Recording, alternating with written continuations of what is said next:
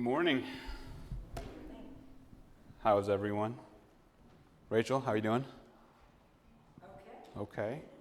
Okay. Betty, how are you today? I'm here. You're here? Good. Kim, how are you? You survived?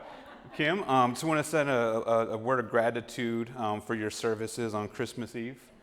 We all appreciate the effort that you put in there. Yeah? I don't have an intro. I couldn't figure out one. So, who here makes New Year's resolutions? Anyone? Sometimes? Destiny, you make them? Thank you. Destiny makes them. Okay, great. Are you brave enough to say what your resolution is this year? It's the same every year. Okay. Okay. To lose weight. It never happens. Hey, I'm with you. I have a small child I need to lose on my body, so. All right, before I get into the word, I'm gonna say a quick prayer here. Father God, we just invite you to this space. So grateful for the opportunity to be here, and I ask that your word speak through me, Father God. Pray this in your name. Amen. All right, so today we're going to be taking a look into Genesis 32, and I'm going to be reading a lot. Bear with me, because I feel like when I read out loud, I sound like a third grader. So, Jacob sent messengers. It's been a while. I forget the. Jacob sent messengers ahead of him to his brother Esau in the land of Seir, in the country of Edom. He instructed them, "This is what you are to say to my lord Esau. Your servant Jacob says, I have been staying with Laban and have remained there till now. I have cattle and donkeys, sheep and goats, male and female servants. Now I am sending this message to you, my lord, that I may find favor in your eyes." When the messengers returned to Jacob, they said, "We went to your brother Esau, and now he is coming to meet you with 400 men are with him."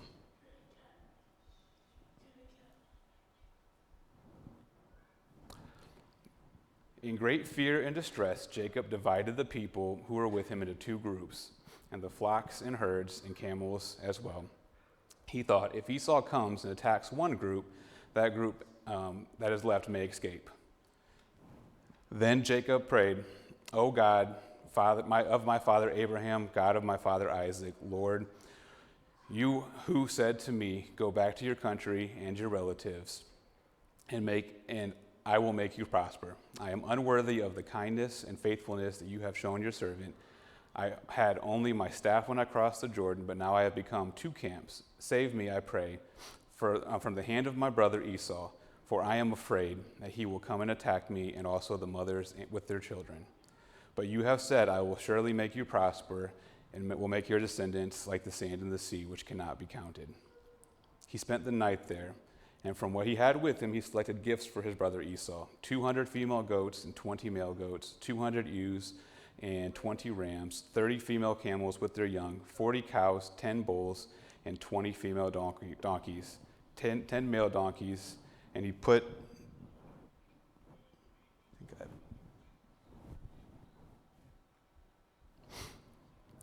them in care of his servants, each herd by itself.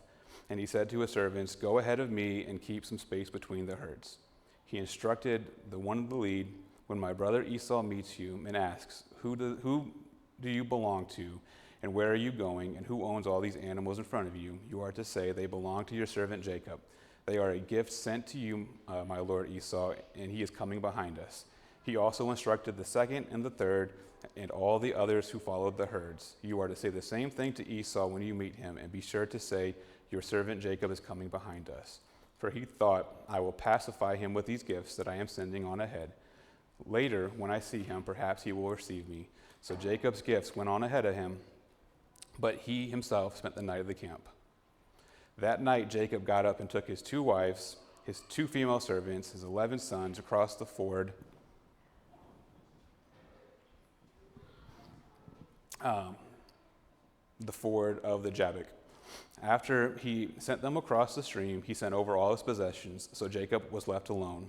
A man wrestled with him till daybreak. When the man saw that he could not overpower him, he touched the socket of Jacob's hip, so that his hip was wrenched, and he wrestled with the man. Then the man said, "Let me go, for it is daybreak." But Jacob replied, "I will not let you go unless you bless me." And the man asked, "What is your name?" "Jacob," he answered. The man said, "You will no longer be Jacob, but Israel, because you have struggled with God and with humans and have overcome." Jacob said, "Please tell me your name." But he replied, "Why do you ask my name?" And then he blessed him there. So Jacob called the place Peniel, saying, "It is because I saw God face to face, and my life was spared." The sun rose above him as he passed Peniel, and he was limping because of his hip. So I want to take a second to kind of go back on the life of Jacob, right? So obviously, Jacob is the son of Isaac, his twin brother Esau, and he was born second to Esau. Just mere seconds, he was holding on to his heel. But because he was born seconds behind Esau, he was entitled to only about a third of the inheritance that Esau was going to get, just given the laws back then.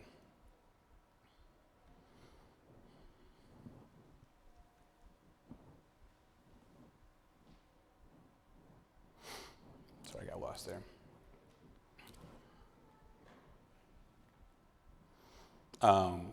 Isaac favored his son Esau because Esau was a hunter. Isaac liked the smell of the game, so he didn't have much use for Jacob. And so, obviously, probably didn't make Jacob feel too great about his life when his father clearly has a favorite and it's not him.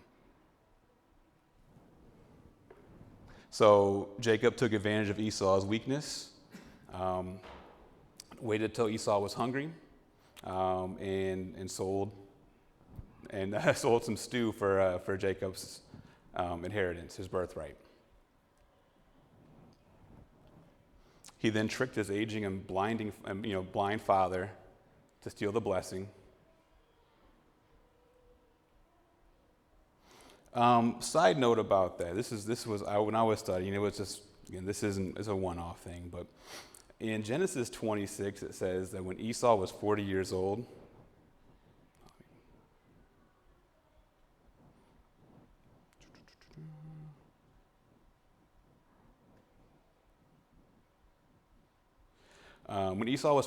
he married Judith, the daughter of Beri, the Hittite, and also Basmath, daughter of Elon, the Hittite.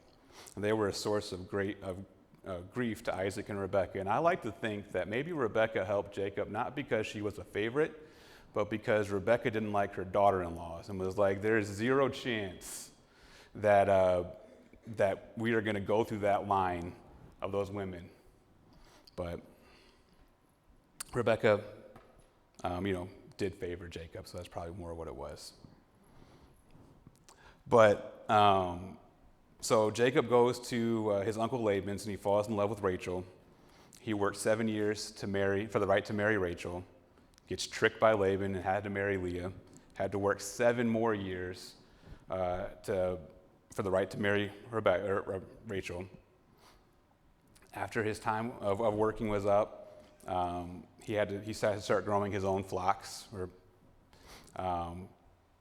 and he started taking the weaker animals that were being born and giving those to Laban and keeping all the stronger ones for himself. And because of what he was doing, he became very wealthy, kind of got ran out of Laban's, and he was coming home. So throughout his life, everything that he got, he definitely relied on himself. And so now he's coming back. He's going to come face to face with his brother, who the last time he saw his brother promised to kill him. So Jacob started doing what he starts to plan. He starts to separate things. But there was something different in this aspect of his journey here. You see in verse 9 that he stopped and he prayed. He prayed, he confessed that he was afraid, despite God's promises that he made to him. He was obedient. But that didn't make the situation any easier for him. He was still terrified what was going to happen. So he prays, he plans some more, and in a very Jacob way, he selects a gift that I'm sure Jacob would like to receive from Esau. So he gets the gift, he gets it ready to go, because he's like, well, obviously I would like it, so my brother would like it, and then be okay. We're gonna be fine. And that's usually what we do, right? Like when we're giving gifts, we can't take ourselves out of it. We're always giving the gifts that we would like. It's really hard to really. There's people. I think Jennifer might be one who is a good gift giver. Her gift is gifting, I think. But I'm always one. I struggle getting gifts because I always know what I would want, but I struggle giving other people gifts. So Jacob picks out a gift that I'm sure he would like, sends it on his way, sends his family across the river, and at this point, the story itself is fairly normal. There's nothing really unusual, but then the story gets kind of weird. So Jacob was left alone, and the man wrestled with him until daybreak. When the man saw he could not overpower him, he touched the socket of Jacob's hip, so that his hip was wrenched as he wrestled with the man. Then the man said, "Let me go, for it is daybreak." But Jacob replied, "I will not let you go until you bless me." Then the man asked, "What is your name?" "Jacob," he answered. Then the man said, "Your name will no longer be Jacob, but Israel, because you have struggled with God and humans and have overcome." Jacob has no idea who this man is. It's the middle of the night. It is dark. A man just comes and starts wrestling. Like, who's the man? We don't know. Why are they wrestling? We don't know. How did this wrestling match start? We don't know. All we know is they wrestled and struggled all night. Could have been Esau, could have been one of Esau's men. We find out that it is perhaps God or an angel. It's definitely sent from God, but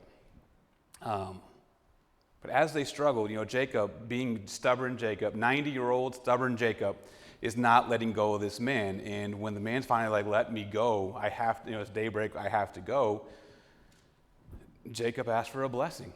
Now, if we go back, Jacob is very, very wealthy. Jacob has, at this point, 11 sons, which is a great sign of wealth and blessing at the time.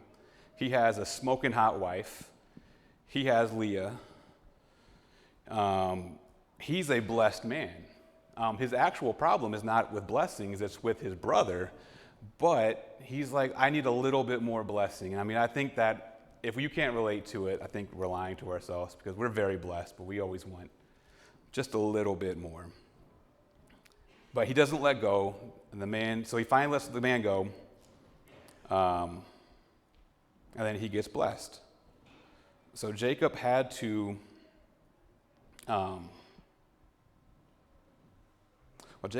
he's always gotten where he has been by holding on, by being self-reliant. He's going to go and father nations, but he's not going to go and do that as Jacob. What Jacob was struggling with is exactly what the things were that were keeping him from becoming the man that God was calling him to be. He had to let go of that person to become the man he was supposed to be.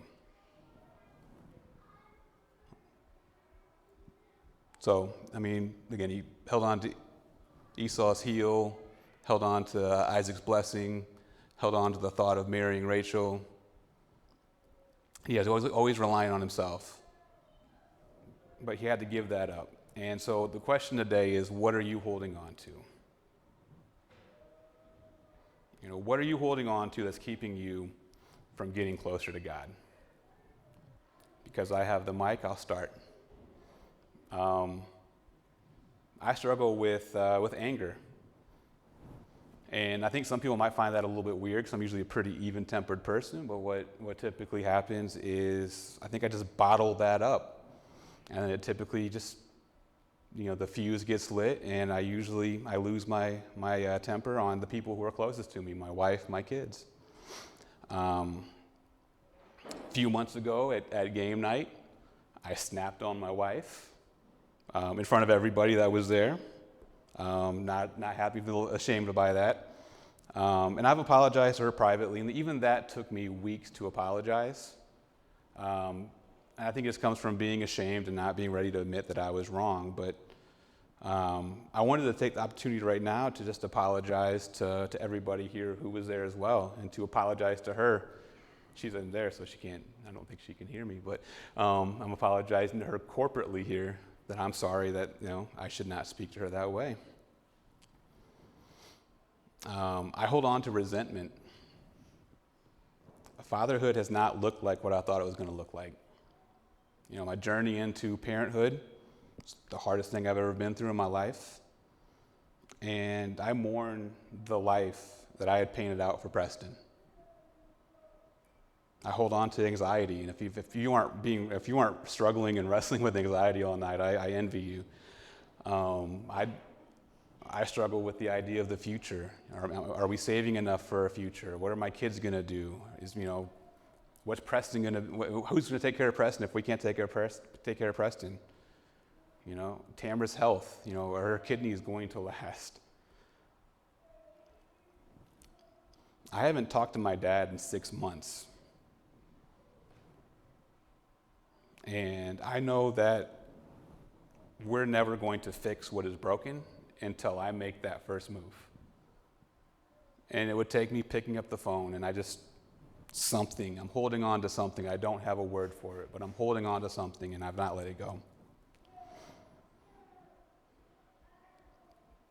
So what are you holding on to? So what's keeping you from becoming the image bearer that you were called to be? Jacob had to let go to receive his blessings. There are things in all of our lives that we'll have to let go of to receive a blessing. And right there's your New Year's message, right? Let go and let God. Sign out front says it right now even. It's easy, right? But letting go is hard. And even once you let go, there's no promise that things get better, things get easier. In fact, they probably get a little bit worse for at least a while. My favorite part of Genesis 32 of this story is the next part. And this is what hit me differently. This is why I reached out to Rachel and made the horrible decision to ask her to speak.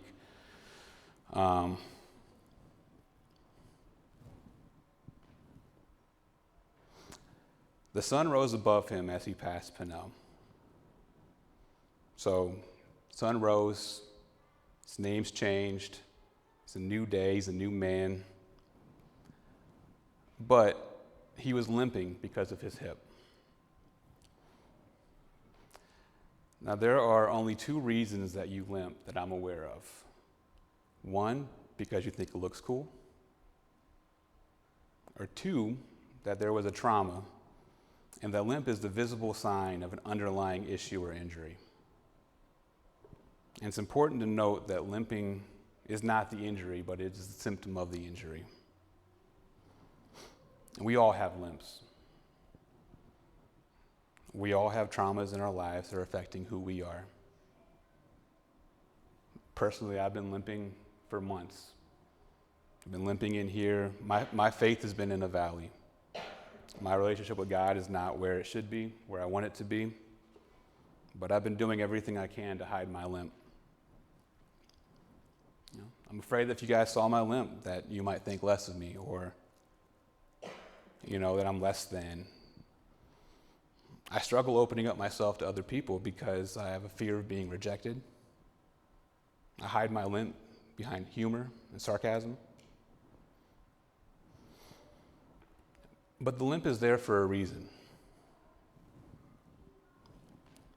Earlier in the chapter, Jacob sent his family across the river, and he spent the night by himself, and that is when the man came and wrestled with him all night. It was just Jacob and the man, no one else. No one was there to see it. And that's how many of our battles are with God, right? They're internal. You can't necessarily see depression. You can't see anxiety or addiction or jealousy. The only physical evidence of Jacob's struggle was his limp. And when we hide that limp, we're hiding our testimony. We live in this world where we see everyone's blessings all the time. We see vacations, we see gorgeous family photos, we see promotions, we see successes. We don't see the limps. I was listening to the radio, and I apologize because I don't know who the woman was who did it or have all the exact details, but there was a young woman who started to document how much time she was spending on social media through some helpful apps. And the app basically told her that by the time that she turned 60, she was on track to have spent 17 years of her life on social media. And I saw jaws drop, and I think that we're like, wow, I don't think our numbers would be too far off anymore. I don't think that's an uncommon situation. She didn't have a bigger problem than many people. But think about it, 60 years, if you're sleeping 8 hours a day, I mean, that's 20 years of your life. You know, like it's 3 years less than sleep. But we live in this world, and she found that like as she's on social media, she was doing other trackings, and she said that seeing everyone's successes, seeing where all these influencers were, made her feel less than, made her feel unimportant, made her feel like she was behind and that she wasn't worthy.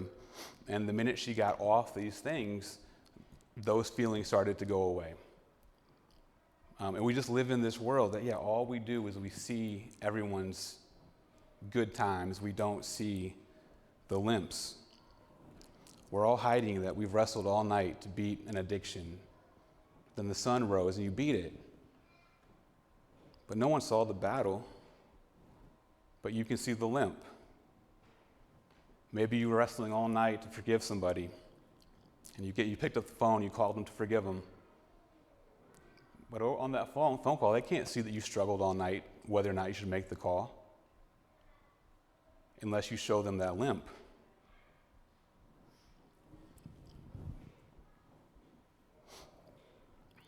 And every time we take a step when you have a limp, you feel it. Again, there's an underlying injury. You're taking a limp, and it hurts. And that stands as a constant reminder of that struggle that you had.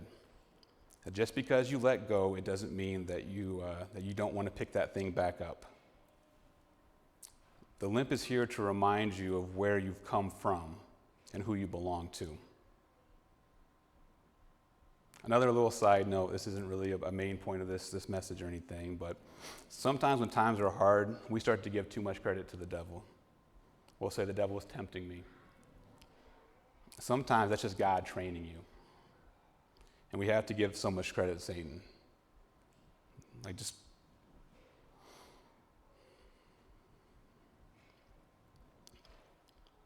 So we need to let go, and we need to limp. And the limp might slow you down, but it won't stop you. And here's the good news, we're not alone. Jesus said in Matthew 11, "Come to me, all you who are weary and burdened, and I will give you rest. Take my yoke upon you and learn from me, for I am gentle and humble in heart, and you will find rest for your souls, for my yoke is easy and my burden is light." And now for context, when Jesus said this, he was referring more to a lot of the religious burdens that many people of the time were feeling due to all the complex religious laws. That doesn't make it less relevant to what we deal with today. And in that passage, he gives us 3 commands. Come to me. If you've not given your life to Jesus Christ, I recommend you do it soon. I invite you to live life with him. If you're in a valley like me, rededicate your life to him. If you're not in a valley, rededicate your life to him. Take my yoke. Now, a yoke is something that oxen wore to do their work, right? So if you're taking Jesus' yoke, he expects you to do his work as well. So follow his commands. Love your neighbor. Make disciples. And learn from me. Study. Study the word. Start living in Scripture. Pray. No relationship's going to get better if you don't talk to people, right? So talk to God. If you're going to talk, listen. He will respond. And you do those 3 things, and he has a promise for you. You will find rest for your soul. Doesn't make the work easier, but you will find rest. Letting go isn't easy.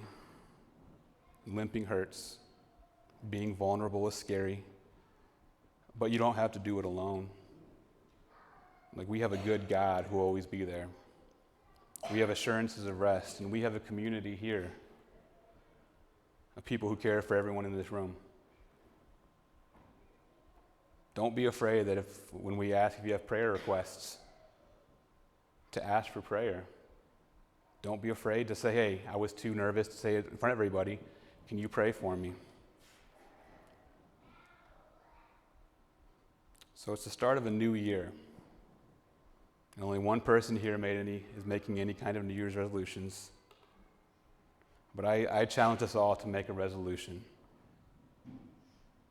I challenge you to let go of something that's keeping you from being closer to God.